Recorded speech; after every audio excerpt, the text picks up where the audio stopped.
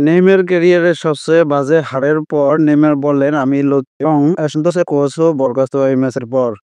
Match শেষে আবেগ সামাল দিতে না পারলেও নেইমার মাঠে বসে কাঁদতে শুরু করলেন। কয়েকজন এগিয়ে এসে চেষ্টা করলেন সান্ত্বনা দিতে, কিন্তু একটু আগে যিনি ক্যারিয়ার সবচেয়ে বাজে হারের সাক্ষী হলেন, তিনি কি খুব সহজে এই দুঃখ ভুলতে পারবেন? নেইমারের নিশ্চিতভাবে এই ধাক্কা সামলাতে কিছুটা সময় লাগবে।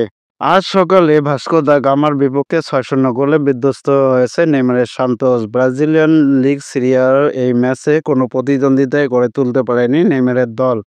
ম্যাচের প্রথমার্ধে অবশ্য মাত্র ১ গোল খেয়েছিল সান্তোস, কিন্তু দ্বিতীয়ার্ধে ভাস্কো দা গামা একে একে ৫ বার বল জড়ায় সান্তোসের জালে।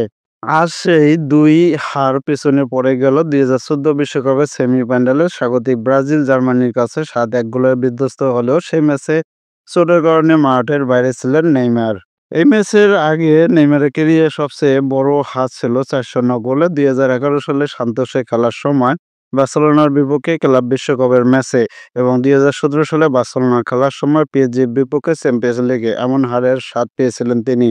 মাঠের লড়াইয়ে কুতিনির দলের সামনে নেইমাররা যে দাঁড়াতে পারেনি সেটি স্কোরলাইনে বলে দিচ্ছে। এমনকি ব্যক্তিগতভাবে এই ম্যাচে জয় হয়েছে কুতিনেরই।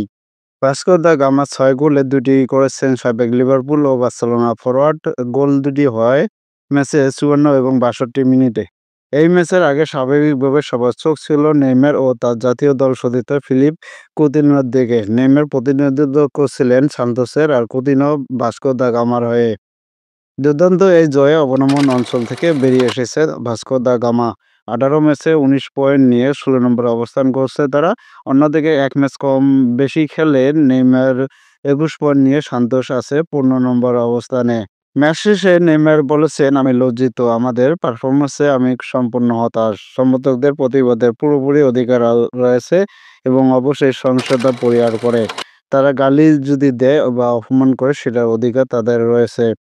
সান্তোসে এত বড় হারে কিছুক্ষণ পরেই প্রধান কোচ ক্লেবার হাবিয়েরকে বরখাস্ত করেছে ক্লাব কর্তৃপক্ষ। এক বিবৃতিতে ভবিষ্যৎ ক্যারিয়ারের জন্য শুভকামনা জানিয়ে হাবিয়েরকে ছাঁটাইয়ের কথা নিশ্চিত করেছে সান্তোস। নেইমার এ সময় আরও যোগ করে বলেছেন, "এটা চরম লজ্জার অনুভূতি। জীবনে কখনো এমনটা হয়নি। দুর্ভাগ্যবশত এবার হলো।" কান্না এসেছিল রাগ থেকে, যা ঘটেছিল সবকিছুর জন্য।